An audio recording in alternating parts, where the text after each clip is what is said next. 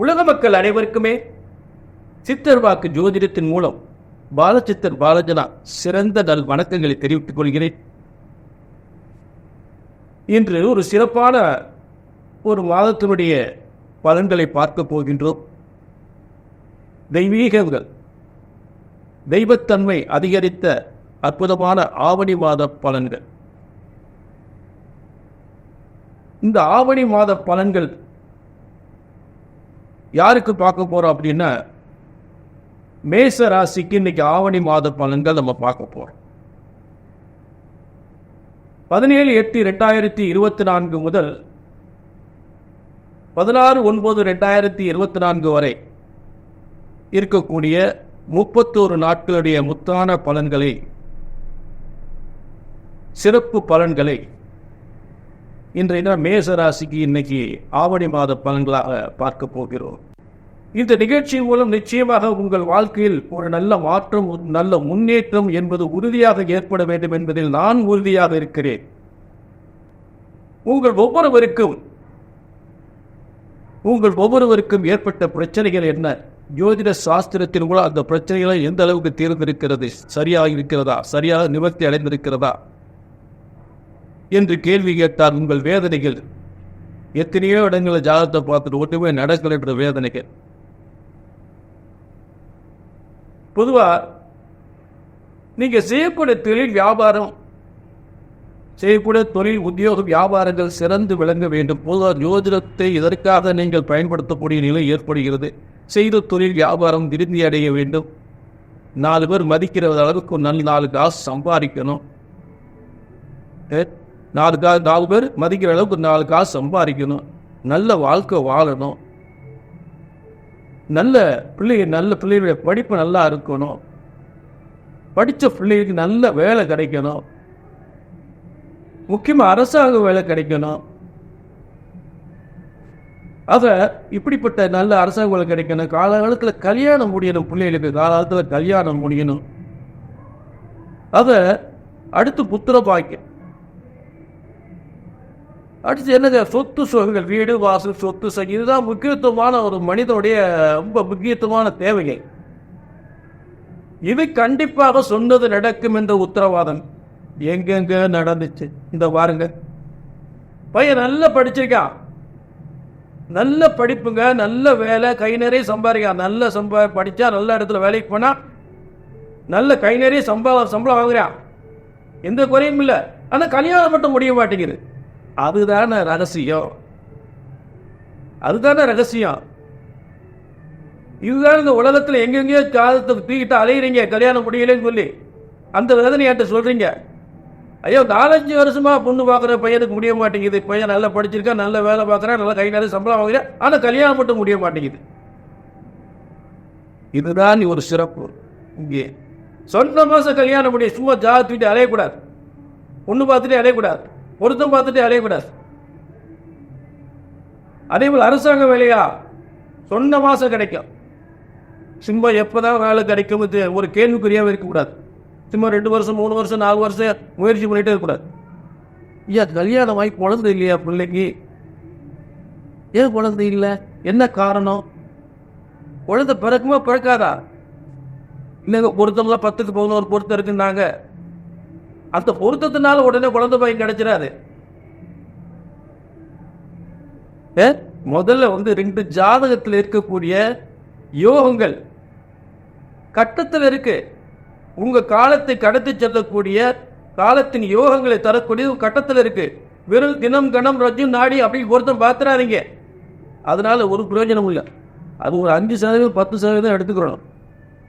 என்னங்க, அந்த காலத்து இந்த காலத்துக்கு 10க்கு 9 பொருத்தம் 10க்கு 10 பொருத்தம் பார்த்தா கல்யாணம் முடிஞ்சு வச்சு நீ குழந்தை இல்லை. 7-8 வருஷம் ஆகி போச்சு. 7-8 வருஷம் ஆகி போச்சு, குழந்தை இல்லை. டைவர்ஸ் வரைக்கும் போன பிரச்சனை. ஆக இந்த புத்திர பாக்கியம் எப்ப கிடைக்கும்? எத்தனை தோஷம் வந்தால் நிச்சயமாக புத்திர பாக்கியத்தை நிவர்த்தி பண்ணி நல்ல ஒரு புத்திர பாக்கியம் கிடைக்கக்கூடிய நல்ல யோகத்தை ஏற்படுத்தலாம். அதுதான் இங்கே சிறப்பு. எங்கெங்க நடக்குது, எங்கெங்கயோ ஜாதகத்துக்கு அலைஞ்சிட்டோம், வேதனை போட்டு உட்காந்துருக்கோம், எதுனவோ பரிகாரம்லாம் பண்ணிட்டோமாங்க. நல்ல கவனிங்க. ஒரு ஜோதிடத்தின் பலன் சொன்னது நடக்கவில்லை என்றால் திரும்ப திரும்ப திரும்ப இதைத்தான் சொன்னேன். ஒன்று உங்கள் ஜாதகம் தவறாக இருக்க வேண்டும், இல்லை என்றால் ஜோதிடம் நான் தவறாக இருக்க வேண்டும். ஜோதிடம் ஒருபோதும் தப்புவதில்லை, தவறுவதில்லை. ஏனென்றால் பிரம்ம வேதத்தால் இறைவனால், பிரம்ம வேத சாஸ்திரத்தால் இறைவனால் உருவாக்கப்பட்டதான் ஜோதிட சாஸ்திரம், தவிர மனிதனால் உருவாக்கப்பட்டதில்லை. மனிதன் அவன் இஷ்டத்துக்கு சொல்லிட முடியாது. இறைவன் போட்ட கணக்கு என்னன்னு என்று சரியாக கணிக்க வேண்டும். ஆக உங்கள் பிரச்சனைக்கு எதுவாக இருந்தாலும் சரி, என்னங்க வீட்டில் ஒரே பிரச்சனையா இருக்கு, பொம்பளை பிள்ளைக்கு வீட்டுக்காருக்கு பெரிய பிரச்சனையா இருக்கு, பொம்பளை பிள்ளைக்கு நல்லபடியாக கல்யாணம் முடிச்சு வச்சோம், ஒரே பிரச்சனையா இருக்கு, இன்னைக்கு வரைக்கும் தெரியல, எத்தனையோ ஜோசியம் பார்த்துட்டோம். கண்டிப்பாக அந்த நிவர்த்தி கிடைக்கணும், நல்ல வேலை கிடைக்கணும். எந்த பிரச்சனைக்காக ஜாதகத்தை கையில் எடுக்கிறீங்க, என்ன பார்த்து நடக்கணும்னு வந்துடக்கூடாது.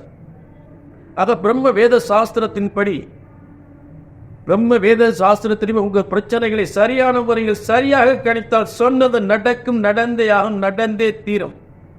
அதில் எந்த மாற்றமே கிடையாது.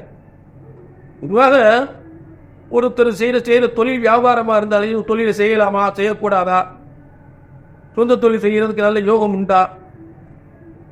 அதே நேரத்தில் பார்த்தீங்கன்னா இன்னைக்கு நிறைய பேர் இப்போ அரசியலில் நிறைய எடுக்கிறாங்க. உண்மையில் அரசியலை சாதிக்க முடியுமா? அவங்களுடைய ஒரிஜினல் ஜாதகம். இப்போ விஜய் எடுத்துக்குங்க, நடிகர் விஜய். அவர் இப்போ நிறைய பள்ளி குழந்தைகளுக்கெல்லாம் ஒரு நல்ல ஒரு என்கரேஜ் பண்ணுற மாதிரி செஞ்சுட்டு இருக்கார். அதை செய்வதனால் மட்டுமே அரசியலில் மிகப்பெரிய ஒரு முன்னேற்றத்தை அடைந்து விட முடியாது. அவர் தலையெழுத்து ஜாதகத்தில் சரியாக இருக்க வேண்டும். எனக்கு இந்த வாழ்க்கையே வேணாமியா, சில பேர் நான் பெரிய சாமியா இருப்பாரு, அதுக்கு தலையெழுத்து வேணும். வீட்டில் இப்ப பார்த்து நல்ல சம்பாதிக்கிறேன், ஆனா வீட்டில் நிம்மதி இல்லை, சரி இந்த வாழ்க்கையே வேணாம், எங்கிட்ட சாமியார போய் தொலைலாம். அதை பெரிய பெரிய மடாதிபதிகள் எல்லாம் சௌரியமா சாப்பிட்டுக்கிட்டு இருக்காங்க, அதுக்கும் தலையெழுத்து, அவங்க தலையெழுத்து கட்டத்தில் தலையெழுத்து தாங்க எல்லாமே. பிறப்பு முதல் இறப்பு வரை உங்கள் தலையெழுத்து இந்த பிரம்மனுடைய விதி. அத அரசியலில் உண்மையான ஜாதகம், அதாவது விஜய் வந்தார், அவருடைய உண்மையான ஜாதகம் அட்டிச்சு சொல்லலாம், ஆணித்தரமா சொல்லலாம். நிச்சயமாக அரசியல் வெற்றி உண்டு. ஒரு மனிதன் தன்னுடைய உழைப்பு திறமைகள் எதன் அடிப்படையில் எந்த காலங்கள் வரை எந்த நோக்கத்திற்கு செயல்படும் பொழுது அந்த உடலை எந்த ஒரு துறைக்காக பயன்படுத்தும் போது அது வெற்றி கிடைக்கும். இது பிறப்பு முதல் இறப்பு வரை ஒரே துறையா என்பதை ஜாதகம் சொல்லும். புரிஞ்சுட்டீங்களா? ஆக ஒவ்வொரு விஷயம் யாரும் எந்த ஒரு ஜாதகமா இருந்தாலும் சரி, எந்த துறையில் சாதிக்க வேண்டும் என்றால் அந்த சாதனைக்குரிய கிரகங்கள் அந்த ஜாதகத்தில் சரியாக இருக்க வேண்டும் என்பதாக எனது ஆணித்தரமான உண்மை. அடிச்சு சொல்லலாம். நீங்க புரிஞ்சுட்டீங்களா? சரி. சித்தர் வாக்கு ஜோதிடத்துக்கு நிச்சயமாக இங்கே சொன்னது நடக்கும், நடந்தே ஆகும், நடந்தே தீரும் என்ற உறுதி உத்தரவாதம். அது எந்த மாற்றமே இல்லை. ஆவணி மாத பலன்கள் மேச ராசிக்கு நம்ம பார்க்க போறோம். இப்ப 17/8/2024 முதல் 16/9/2024 வரை இருக்கக்கூடிய 31 நாட்களுடைய பலன்கள் மேச ராசிக்கு. முதல்ல இந்த ஆவணி மாதம் தெய்வீக சக்தி கொண்ட அற்புதமான மாதங்கள். இந்த மாதங்களில் முக்கிய விரத வழிபாட்டிற்கான விழாக்கள், தெய்வ வழிபாட்டிற்கான விழாக்கள், விரத வழிபாட்டுக்கான விழாக்கள் என்று ஒரு முக்கியமான நாட்கள் இருக்கிறது. அந்த முக்கிய விரத வழிபாட்டுக்குரிய விழாக்களை பார்ப்போம். முதலில் ஆவணி தொடங்குகின்ற முதல் நாளே, ஆவணி தொடங்குகின்ற அந்த 17/8/2024 தொடங்கும் போதே சனி பிரதோஷ நாள். மற்ற பிரதோஷ நாளை விட சனி பிரதோஷம் ஏற்பட்ட பிணி பீடைகள் எல்லாம் அதை சரியாக முறையாக அந்த சனி பிரதோஷ நாளை நாம் வழிபடும் பொழுது பிடித்த வீட்டில், அதாவது குடும்பத்தில் ஏற்பட்ட பிணி பீடைகள் எல்லாம் விலகக்கூடிய ஒரு அருமையான நாள்.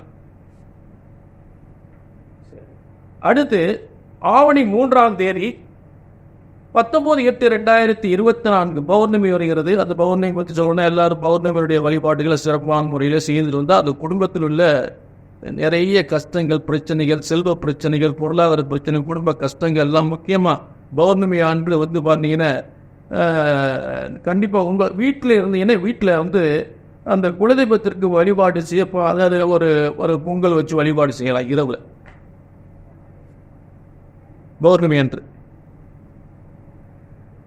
அந்த மாதிரி குலதெய்வத்தை ஏண்டி இரவில் அந்த பௌர்ணமி வந்து வழிபாடு செய்யும், நிச்சயமாக உங்கள் குடும்ப பிரச்சனைகள் தீரும்.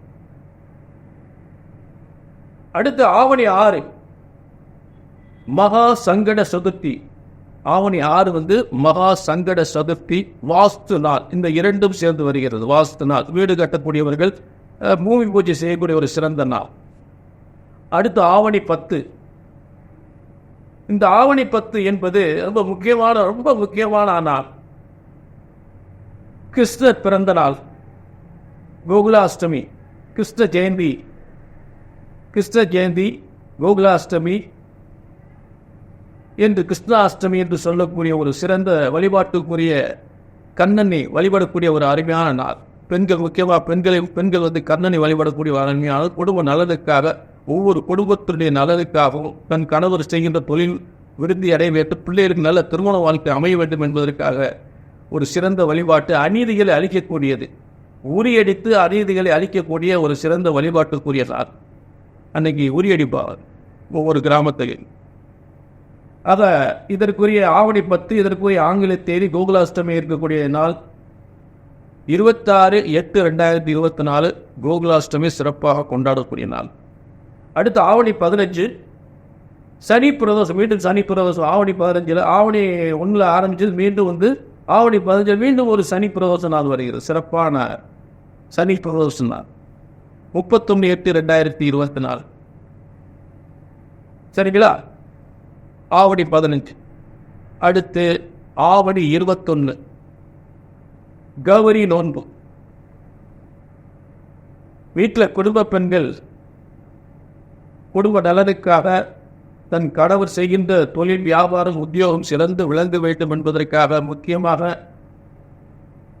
சில பெண்கள், கல்யாணமாகாத பெண்கள் விரைவாக திருமணம் நடப்பதற்காக ஒரு சிறந்த வழிபாட்டுக்குரிய கௌரி நோன்பு, மனசில் நினைத்த கணவரை அடைய வேண்டும் என்பதற்காக கௌரி நோன்பு இருக்கப்படுகின்ற ஒரு சிறந்த நாள்.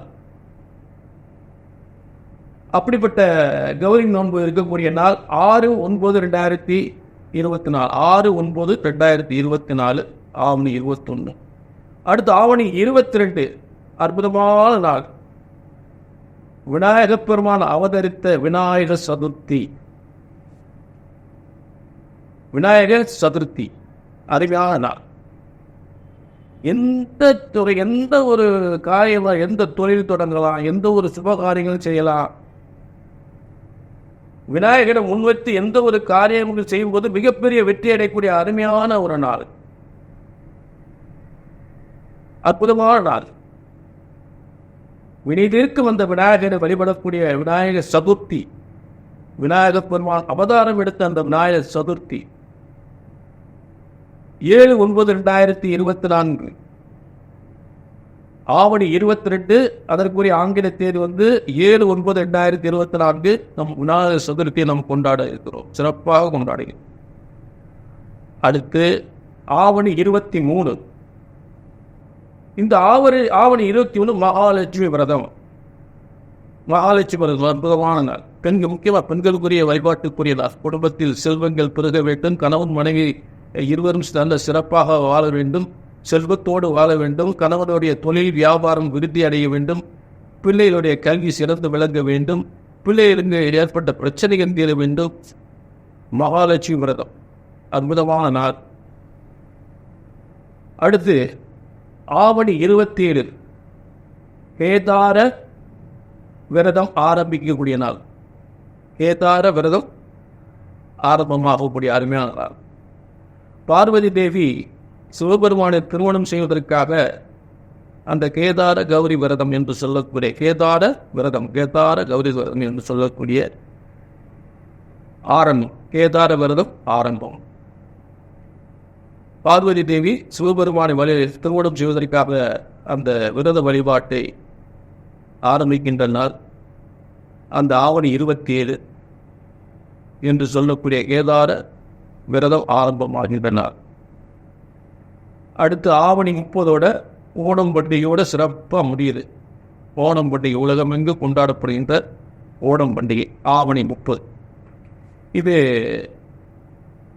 விரத விழா நாட்கள், தெய்வீக விரத விழா நாட்கள் என்று சொல்லக்கூடிய வழிபடக்கூடிய தெய்வ வழிபாட்டுக்குரிய அருமையான ஆவணி மாத கிரக அமைப்புகள் மேசராசிக்கு பார்க்க போறோம். அதாவது மேசத்திற்கு 2ஆம் இடத்தில் குரு செவ்வாய், மேசத்திற்கு 4ஆம் இடத்தில் புதன், மேசத்திற்கு 5ஆம் இடத்தில் சூரியன் சுக்கிரன், மேசத்திற்கு 6ஆம் இடத்தில் கேது, மேசத்திற்கு 11ஆம் இடத்தில் சனி, 12ஆம் இடத்தில் ராகு. இது ஆரம்ப கிரக அமைப்புகள்.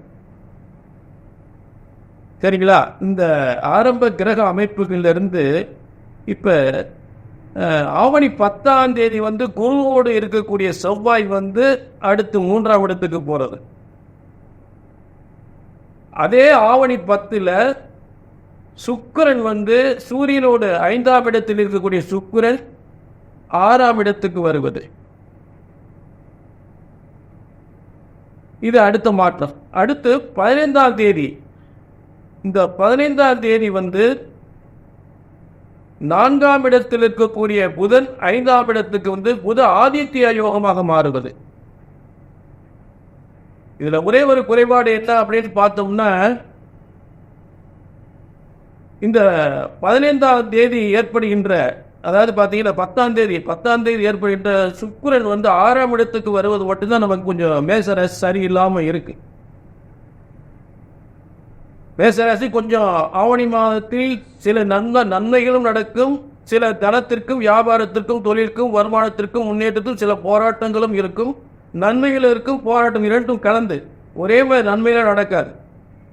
சில தொழில் வியாபாரத்திற்காக சில போராட்டங்கள் நடத்த வேண்டிய சூழ்நிலை ஏற்படும். ஏன்னா தனகாரன் சத்துரு ஸ்தானத்திற்கு போகும்பொழுது பொருளாதார கடன் பிரச்சனைகள், சில பிரச்சனைகள், கொடுத்த கடன் வராமல் இருக்கிறது, போராட வேண்டிய நிலை ஏற்படும். வியாபாரத்தில் கொஞ்சம் போராட்டத்தை ஏற்படுத்தணும். செய்கிற தொழிலில் இடமாற்றம், தேவையில்லாத இடமாற்றம் ஏற்படுவதற்கு வாய்ப்புகளை கொடுக்கும். இருந்தாலும் குருவனுடைய பார்வை அங்கே விழுகிறதுனால வர்ற பிரச்சனைகள் கண்ணுக்கு வரக்கூடிய பணி, அதாவது பனி போல் நீங்கும். வருகின்ற பிரச்சனைகள் பனி போல் நீங்கக்கூடிய ஒரு நிலை. ஏன்னா குருவனுடைய பார்வை இருக்கு. பிரச்சனைகள் இருந்தால் குருவுடைய பார்வையில் சரியாகக்கூடிய வாய்ப்புகள் உண்டு. முதல் மேசத்துக்கு தனஸ்தானத்தில் குரு இருந்து ஒரு மிகப்பெரிய வலிமையோடு இருக்கக்கூடிய ஒரு பொருளாதாரம், வியாபாரங்கள், தொழில், உத்தியோகங்கள் மிகப்பெரிய முன்னேற்றத்தை ஏற்படுத்தக்கூடிய அதே இடத்தில் இருக்கக்கூடிய ஒரு நிலை.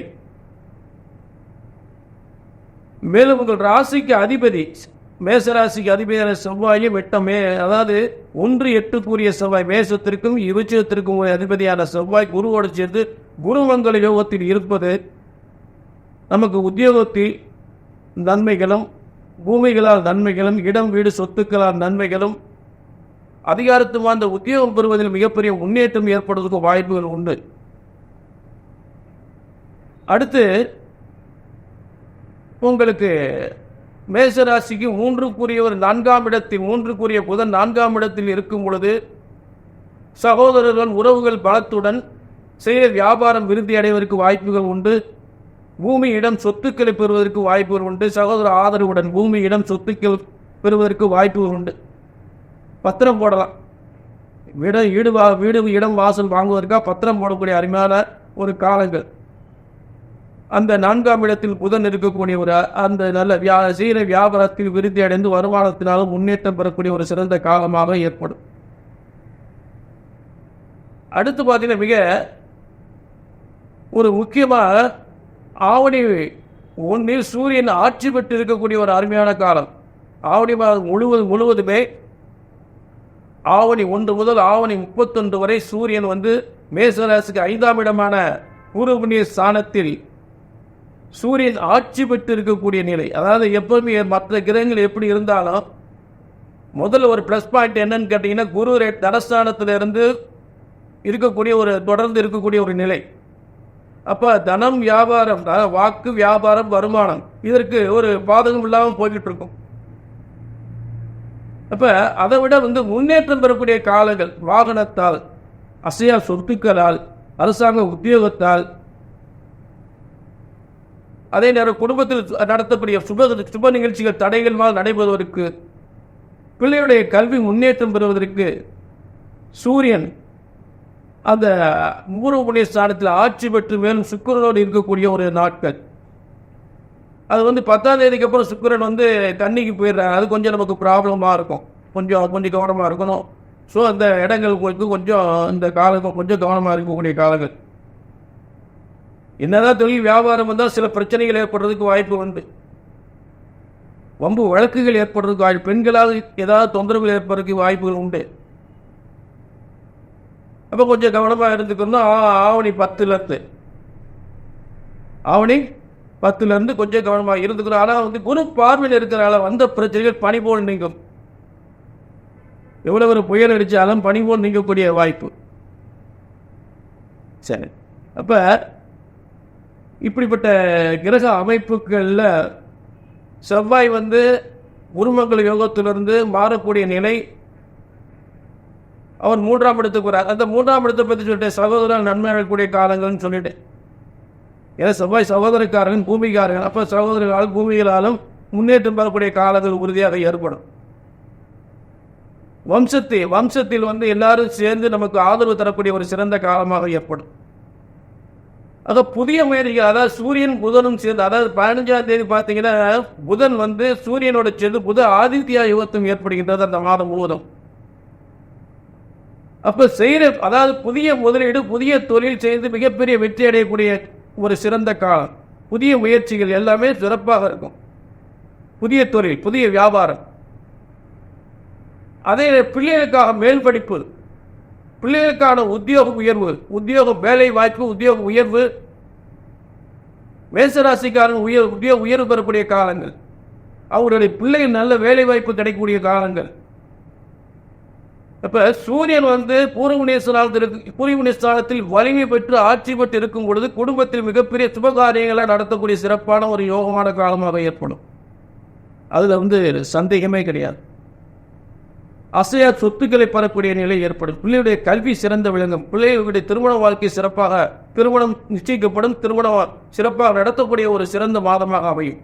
பொதுவாக ஆவணி மாதம் என்றாலே சுபகாரியங்கள் எல்லாமே சிறப்பாக நடக்கக்கூடிய காலங்களாக இருக்கும். முக்கியமாக பிள்ளைகளுக்கெல்லாம் சிறந்த திருமண யோகங்கள் ஏற்படக்கூடிய சிறந்த காலங்களாக இருக்கும். மேலும் மேசராசிக்காரர்களுடைய திருமணமும் சிறப்பாக ஏற்படக்கூடிய ஒரு சிறந்த யோகமான காலமாக உறுதியாக ஏற்படும். சரி, அப்போ செய்கிற வியாபாரம், தொழில், பதவி உயர்வு இது சம்மந்தப்பட்டதெல்லாம் சூரியன் கண்டிப்பாக சிறப்பாக செய்வார். அதுதான் ஆட்சி பெற்ற சூரியன் பூர்வ புண்ணிய ஸ்தானத்தில் இருக்கும்போது. அடுத்து வழக்கமான முறையில் 6ஆம் இடத்தில் கேது இருக்கும்போது பெரியவர்களுக்கு தான் நோய் நொடிகள் ஏதாவது இருக்குமே தவிர மற்ற எந்தவித பிரச்சனையும் இல்லை. மேலும் உங்களுக்கு 11ஆம் இடத்தில் அடுத்து சனியை ஆட்சி பெற்று இருக்கக்கூடிய நிலை. 11ஆம் லாபஸ்தானம். சொந்த தொழில் பண்ணக்கூடிய தொழிலாளர்களால் நல்ல நன்மைகள் பெறக்கூடிய சிறந்த காலங்கள். சொந்த தொழில் பார்க்குறவங்க ஒரு 10, 100 பேர், 500 பேர், 1000 பேரை வச்சு மிகப்பெரிய தொழில் நிறுவனங்கள் நடத்தக்கூடியவர்களாம் நல்ல ஒரு முன்னேற்றமான காலங்கள் மேசராசிக்கு உறுதியாக உண்டு. அதில் எந்த சந்தேகமும் இல்லை. அந்தந்த தகுதிக்கு தகுந்த மாதிரி சின்ன தொழில், கடை, வியாபாரங்கள் செய்யக்கூடியவங்களாம் அவங்களுக்கெல்லாம் நல்ல ஒரு முன்னேற்றமான காலங்கள். ஏன்னா அவங்களுக்கு மேசராசிக்கு 11ஆம் இடத்தில் சரி இருக்கும் பொழுது கீழ்நிலை தொழிலாளர்கள் சாதாரண இட்லி கடை வச்சாலும் சரி, பெரிய லெவலில் தொழில் பண்ணக்கூடியவங்களுக்கும் நல்ல வருமானம், அவரவர் தகுதி கேட்டு நல்ல ஒரு லாபங்கள் பெறக்கூடிய சின்ன பலசர கடை, சின்ன வியாபாரம், இட்லி கடை, ஹோட்டலில் பிளாட்ஃபாரத்தில் வைக்கிறவங்க அவங்களுக்கும் பிளாட்ஃபாரத்தில் தொழில் பண்ணக்கூடிய ஒரு சிறந்த சிறு வியாபாரி கூட நல்ல முன்னேற்றம் பெறக்கூடிய காலங்கள் உறுதியாக ஏற்படும். சிறு வியாபாரிகள், பெரிய வியாபாரிகள், பெரிய பிஸ்னஸ் பண்ணக்கூடியவங்களுக்கெல்லாம் லாபஸ்தானத்து சரியும் அவங்களுக்கு நல்ல தொழில் முன்னேற்றங்கள் உறுதியாக ஏற்படும். அடுத்து உங்களுக்கு 12ஆம் இடத்தில் ராகு. 12ஆம் இடத்தில் ராகு என்பது கண்டிப்பாக ஒரு பெரிய பாதிப்புகளை ஏற்படுத்த போவதில்லை. ராகு 12ஆம் இடத்தில் இருக்கிறதுனால பல விஷயங்கள் ஏற்கனவே சொல்லிட்டேன். கேது இருக்கிற ஒரு வலிமையை தான் ராகு செய்ய போகுது. 12ஆம் இடம் விரை நோய், பெரியவங்களுக்கு ஏதாவது வைத்திய செலவுகள், இல்லை மேசராசிக்காரவங்க ஏதாவது வெளிநாட்டில் இருக்கிறவங்களால வருமானங்கள் வரக்கூடிய காலங்கள் ஏற்படும், ராகு இருக்கக்கூடியது. மற்றபடி தெய்வீக சக்தி கொண்ட தெய்வீக வழிபாட்டுக்குரிய ஒரு சிறந்த இடத்துல ராகு குருவனுடைய வீட்டில் இருக்கிறார். தெய்வ வலிமை அறியப்படக்கூடிய காலங்கள், அதில் எந்தவித மாற்றமும் இல்லை. ஆக இப்படிப்பட்ட ஒரு மேசராசியின் கிரக அமைப்புகளில் உள்ள பலன்களை அதாவது அந்த ராசி கட்டத்தில் உள்ள பலன்களை நம்ம பார்த்துட்டோம். அடுத்து ஒவ்வொரு நாட்களுக்கும் அதாவது ராசி அம்ச பலன்கள் ஒன்று இருக்கு. இப்போ நம்ம ராசி கட்டத்தில் இருக்கக்கூடிய கிரக அமைப்புகளை பார்த்துட்டோம்.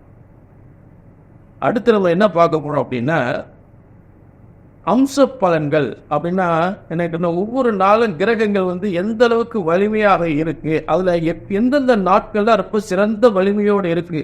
அப்ப ஆவணி 31, ஆவணி 1 முதல் ஆவணி 31 வரை கூட உங்களுக்கு எல்லா நாட்களும் சிறப்பா இருக்காது.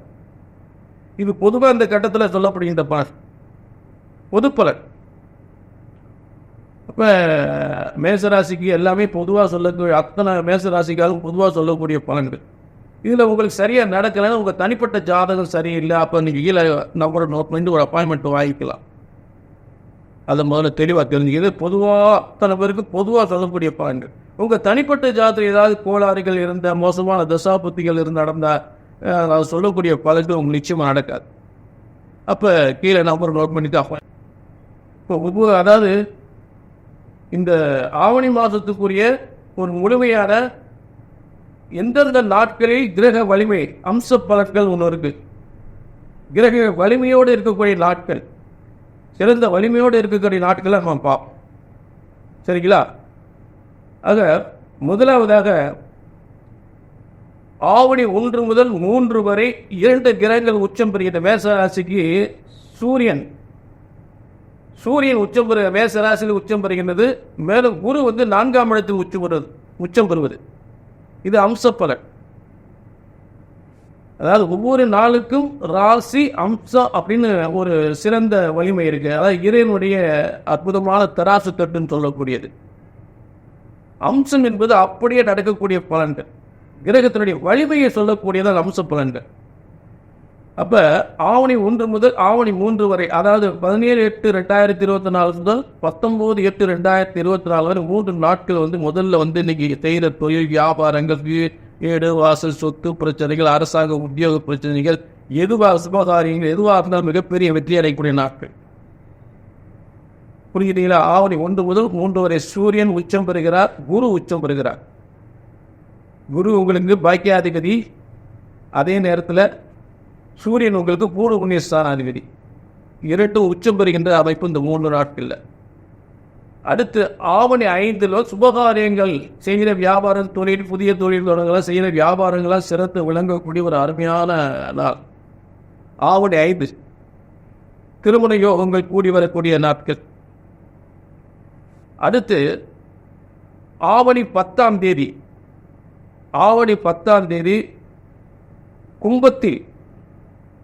கும்பத்தில் இருக்கக்கூடிய சந்திரன் புதனை சிம்மத்தில் இருக்கக்கூடிய சுக்கிரன் பார்க்கக்கூடிய ஒரு அருமையான நாள். அதாவது உங்களுடைய வியாபாரத்தின் மூலம் வருமான முன்னேற்றம் பெறக்கூடிய அருமையான நாள். புதிய தொழில் தொடங்கக்கூடிய ஒரு அருமையான நாள். எப்பொழுதுமே சப்தமஸ்தானம் 7ஆம் பார்வை என்று சொல்ல, குருவினுடைய 7ஆம் பார்வை எப்போதெல்லாம் நமக்கு கிடைக்கின்றதோ அதெல்லாம் மிகப்பெரிய சிறந்த நாளாக அமையும். சப்தமஸ்தானம் கேந்திரஸ்தானம், சப்தமஸ்தானம். இந்த சப்தமஸ்தானத்தில் குருவுடைய நேரடி பார்வையில் கிரகம் வலிமை அடையும் பொழுது அன்னைக்கு எல்லாவித சிறப்பான யோகங்கள் ஏற்படும். செய்கிற வியாபாரம் விருந்திடம், பண வருமானம் அதிகப்படும், சுபகாரியங்கள் எடுத்தால் திருமணம் கைகூடி வரும். அப்படிப்பட்ட நாட்கள் மட்டும் நான் சொல்லிட்டு இருக்கேன். சரிங்களா? இதனுடைய ஆங்கில தேதி பார்த்தீங்கன்னா 26/8/2024. அடுத்து நல்ல கவனிங்க. ஆவணி 16, ஆவணி 10 பார்த்துட்டோம். ஆவணி 16 அதே கும்பத்தில் ஆயிரம் 3ஆம் பாதத்தில் இருக்கக்கூடிய சந்திரனை சிம்மத்திலிருந்து குரு பார்க்கக்கூடிய அடுத்த சப்தம பார்வை என்று சொல்லக்கூடிய குரு பார்வையப்படுவது அருமையான நாள். இதுவும் எல்லாவித சுபகாரியங்களும் நடத்தக்கூடிய தொழில் வியாபாரம் வருமானங்கள் முன்னேற்றம் பெறக்கூடிய அருமையான நாள். வருமானங்கள் அதிகப்படக்கூடிய நாள். செய்கிற காரியங்கள் எதுவாக இருந்தாலும் வெற்றி பெறக்கூடிய அருமையான நாள். சுபகாரியங்கள் நடத்தக்கூடிய நாள். சரி, அடுத்து ஆவணி 16 பார்த்துட்டோம். அடுத்து வந்து பார்த்தீங்கன்னா ஆவணி 16 ஆங்கில தேதி வந்து பார்த்தீங்கன்னா 1/9/2024. 1/9/2024. அடுத்து ஆவணி 17. இந்த ஆவணி 17 வந்து மகம் 2ஆம் பாதத்தில் சந்திரன் உச்சம் பெற்று இருக்கக்கூடிய ஒரு கிரக அமைப்பு. மேலும் செவ்வாய் விருட்சத்திலிருந்து ஆட்சி பெற்று பார்க்கக்கூடிய ஒரு சந்திர மங்கள, அதாவது சந்திரன் வந்து வலிமை பெற்று செவ்வாயும் வலிமை பெற்று சேர்ந்திருந்தாலும் இலக்கே அது சப்தம பார்வையை பார்த்தாலும் வந்து சந்திர மங்கள யோகம் என்று சொல்லக்கூடியது. ஆக பூமி யோகம், திருமண யோகம், அரசு அதிகாரத்துவ உத்தியோகம் பெறக்கூடிய யோகம், வீடு வாசல் சொத்து பிரச்சனைகளால் தீரக்கூடிய யோகம் என்று சொல்லக்கூடிய செய்தி, தொழில் வியாபாரங்கள் விருத்தி அடையக்கூடியது, புதிய இடம் வீடு வாசல் சொத்துக்களை பெறக்கூடிய அருமையான காலங்களாக ஏற்படக்கூடிய ஒரு அருமையான நாள். புரிஞ்சுட்டீங்களா? அதற்கான முயற்சிகளை செய்து வெற்றி அடையக்கூடிய நாள். இது வந்து நான் சொல்றது 2/9/2024. சரிங்களா? சரி, அடுத்து நல்ல கவனிங்க. ஆவணி 20. இந்த ஆவணி 20ல் ஒரு நல்ல ஒரு அருமையான சந்திரன் செவ்வாயும் பார்க்கக்கூடிய அதே குருமங்க, அதாவது சந்திரமங்கல யோகம் சொல்லக்கூடிய ஆவணி 20லையும், ஆவணி 17 எப்படி சந்திரமங்கல யோகமோ ஆவணி 20லையும் அதே மாதிரி சந்திரமங்கல யோகம். சரி, அடுத்து ஆவணி 26. இந்த ஆவணி 26 வந்து கேட்டை 3ஆம் பாகத்தில் இருக்கக்கூடிய சந்திரனை கேட்டை 3ஆவது அதே கும்பத்தில் இருக்க சப்தம பார்வையாக குரு பார்க்கக்கூடிய ஒரு சிறந்த ஒரு யோகமான நாள். இது செய்கிற தொழில் வியாபாரங்கள் விருத்தி அடையும், திருமண யோகம் கைகூடி வரும், வருமானங்கள் அதிகப்படும், எந்த ஒரு முயற்சிகள் செய்தாலும் வெற்றி பெறக்கூடிய ஒரு சிறந்த காலமாக வியாபாரம், முக்கியமாக வியாபாரம் விருத்தி அடையக்கூடிய காலங்களாக ஏற்படும். உத்தியோக முயற்சிகள் எது செய்தாலும் மிகப்பெரிய வெற்றி அடையக்கூடிய காலங்களாக ஏற்படும். எந்த ஒரு காரியமும் அந்த நாளில் செய்து அந்த காரியத்தை முயற்சி செய்து செய்யும் பொழுது மிகப்பெரிய வெற்றி ஏற்படும். சுபகாரியங்கள் அனைத்துக்கும் முயற்சி பண்ணலாம். ஆவணி மாதம் அத்தனையுமே சுபகாரியங்கள் சிறப்பாக செய்யக்கூடிய ஒரு அருமையான நாள். சரி, இது ஆவணி 26 கேட்டை, அதாவது பார்த்தீங்கன்னா 11/9/2024. இதுதான் ஆவணி 26ல் சொல்லக்கூடிய கேட்டை 3ஆம் பாகத்தில் கூடிய சந்திரனை குரு பார்ப்பது. அடுத்து ஆவணி 29. இந்த ஆவணி 29 உத்திராடம் 3ஆம் பாகத்தில் அதே கும்பத்தில் இருக்கக்கூடிய சந்திரனை சிம்மத்தில் இருக்க குரு பார்க்கக்கூடிய ஒரு சப்தம பார்வை. எப்பவுமே இந்த சப்தம பார்வை தான் சிறப்பாக உங்களுக்கு பலன் சொல்லக்கூடிய விஷயமா சொல்லிக்கிட்டே இருப்பேன். புரிஞ்சுட்ட? மேலும் வந்து சுக்கிரன், குருவுடன் சுக்கிரன் இணைந்திருக்கக்கூடிய காலங்கள் ஆவணி 29 ரொம்ப அருமையான நாள். இந்த ஆங்கில தேதிக்கு 14/9/2024. ஆவணி 29 என்பது 14/9/2024. உத்திராடம் 3ஆம் பாகத்தில் இருக்கக்கூடிய கும்பத்தில் இருக்கக்கூடிய சந்திரனை குரு பார்க்கக்கூடிய ஒரு அருமையான சப்தம பார்வை வைரம் வருகின்ற ஒரு சிறந்த நாள்.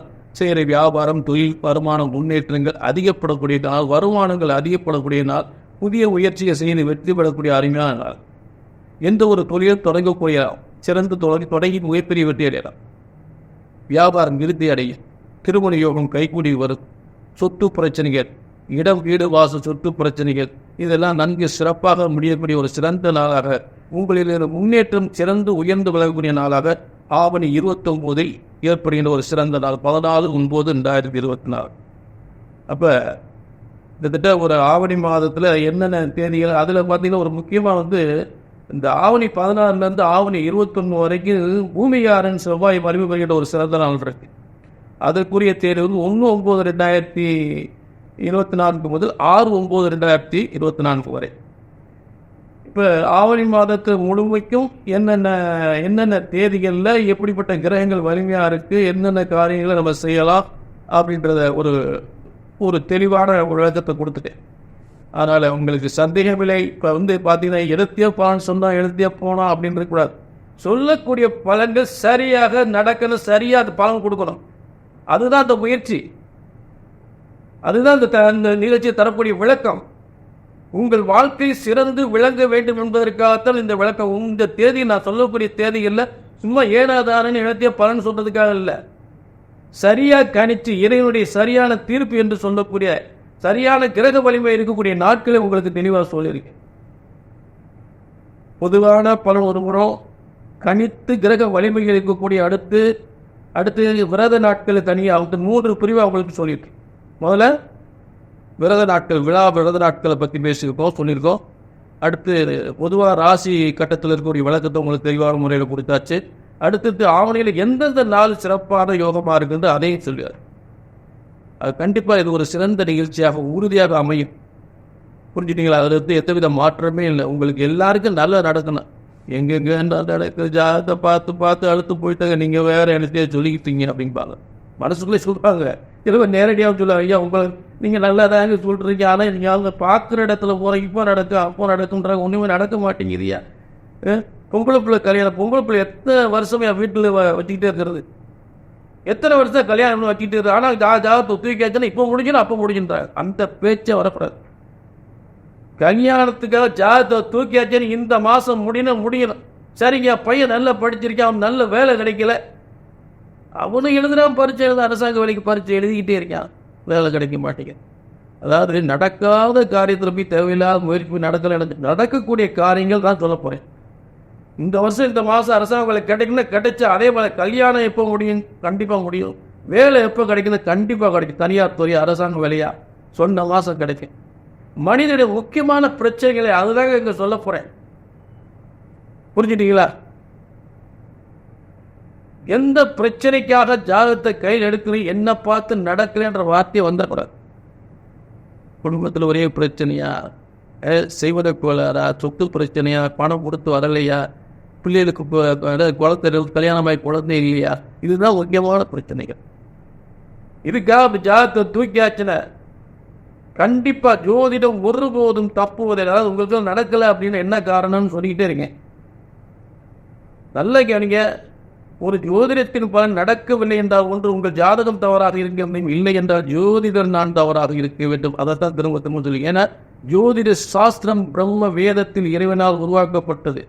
ஜோதிடம் ஒருபோதும் தப்புவதில்லை, தவறுவதில்லை. சரியாக கணித்தார் சரியாகவே நடக்கும், நடந்தே தீரும். நம்பருக்கு நோட் பண்ணிக்க, ஒரு அப்பாயின்மெண்ட் வாங்கிக்கிங்க. உங்களுக்கு என்ன நடக்கல ஏன் நடக்கலன்னு பார்ப்பேன். பெரிய கஷ்டமான விஷயமே அல்ல. அதை நீங்கள் இருக்கல, நீங்கள் அலைஞ்சு தெரிஞ்சு ஒன்றுமே நடக்கலை அப்படின்னு கஷ்டப்படும் போது அது ஒரு வேதனையாக இருக்குது. எனக்கு உண்மையிலே வேதனையாக இருக்குது. எதுவாக இருந்தாலும் சரி, ஆணித்தரமாக தெளிவாக புரியும்படி உங்களை குழப்பக்கூடாது. உங்களை போட்டு புரிஞ்சுட்டீங்களா? சொல்லுக சொல்லி பயனுடைய, சொல்லற்க சொல்லி பயனில்லா சொல். யாருக்கும் பயன் தராத விஷயத்தை இந்த நிகழ்ச்சியை சொல்லவே கூடாது. மீண்டும் ஒரு நல்ல நிகழ்ச்சி சந்திக்கும் வரை உங்களிடம் விடைபெறுகிறேன். நன்றி, வணக்கம்.